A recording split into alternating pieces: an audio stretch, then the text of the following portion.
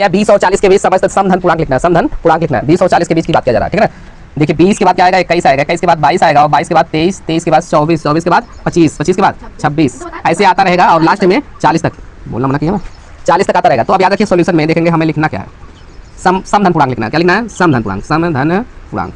तो समधन पूर्णांक में लिखना है तो आप ध्यान दीजिएगा, सब में आपका 20 तो होगा, 20 से लेके करा, बीच में करा, बीच में करा, तो बीच में करा है तो याद रखना ये है, उसके बाद ये है और ये है, यानी आपका 22 होगा, फिर आपका 24 होगा, फिर आपका 26 होगा, फिर आपका 28 हो जाएगा, 28 के बाद आपका 30 के बाद 32, 32 के बाद आपका 34, 34 के बाद आपका 36, 36 के बाद आपका 38, 38 के बाद 40, 10 तक अभाज्य, 1 से 10 तक अभाज्य धन पूर्णांक लिखिए, धन पूर्णांक लिखिए, 1 से 10 तक अभाज्य धन पूर्णांक लिखना है।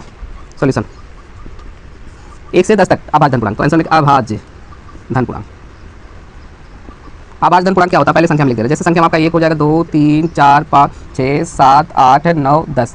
अभाज्य धन पूर्णांक जो संख्या क्या है, किसी संख्या से विभाज्य न हो स्वयं के अलावा, इधर देखो, उसे हम अभाज्य संख्या कहते हैं। अभाज्य संख्या क्या हो जाएगा, पहला 1 से 10 तक कह रहा है, तो यानी आपका क्या होगा, 2 हो जाएगा, 2 के बाद क्या आएगा, 3 भी अभाज्य होगा, 4 तो कट जाएगा, तो 3 नहीं होगा, 5 भी हो जाएगा, 6 नहीं होगा, 7 होगा, 8 कट जाएगा, 9 भी कट जाएगा, 3 3 का 9, बस यही आंसर होगा आपका।